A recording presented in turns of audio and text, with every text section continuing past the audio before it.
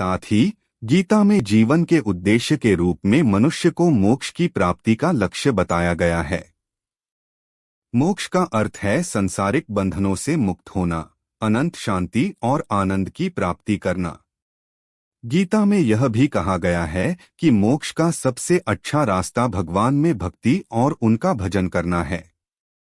सार्वभौम भारतीय संस्कृति के धार्मिक ग्रंथों में जीवन के लक्ष्य और धर्म का सिद्धांत अत्यंत महत्वपूर्ण है, जो व्यक्ति को सही मार्ग पर चलाता है और उसे समाज में सही रूप से अपने कर्तव्यों का निर्वहन करने के लिए प्रेरित करता है। जीवन के लक्ष्य और धर्म का सिद्धांत गीता में विस्तार से वर्णित है। गीता के अनुसार जीवन का महत्वपूर्ण लक्ष्य है धर्म का पालन करना और अपने कर्तव्यों का निर्वहन करना। धर्म यहाँ पर सिर्फ धार्मिक कर्मों को ही नहीं, बल्कि सभी कर्मों का नियमित रूप से निर्वहन करने का अर्थ है। गीता में कहा गया है कि धर्म का अर्थ है अपने कर्तव्यों का निर्वहन करना, बिना भय और अपेक्षा के कर्म करना। यह धर्म का सबसे उत्तम रूप माना जाता है।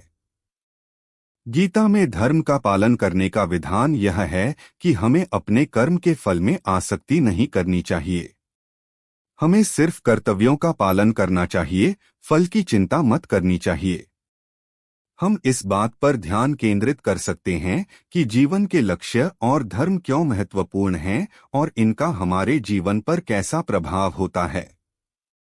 हम इसे उदाहरणों के साथ समझा सकते हैं और इस विषय पर विचार कर सकते हैं कि हमें अपने कर्तव्यों के निर्वहन के लिए कैसे प्रेरित होना चाहिए। एक अच्छा आरंभ हो सकता है। जीवन के लक्ष्य और धर्म विषय हमारे जीवन के महत्वपूर्ण और गहन पहलुओं में से एक है।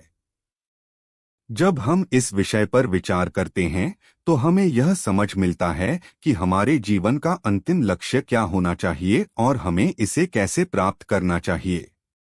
धर्म के संदर्भ में हमें अपने कर्तव्यों का पालन कैसे करना चाहिए ताकि हम धार्मिकता और नैतिकता के मार्ग पर सही राह पर चल सकें। इसलिए जीवन के लक्ष्य और धर्म के सिद्धांत का अध्ययन हमें एक सजीव, उदार और संतुलित जीवन जीने के लिए मार्गदर्शन प्रदान करता है। धर्म के संदर्भ में हमें अपने कर्तव्यों का पालन कैसे करना चाहिए ताकि हम धार्मिकता और नैतिकता के मार्ग पर सही राह पर चल सकें।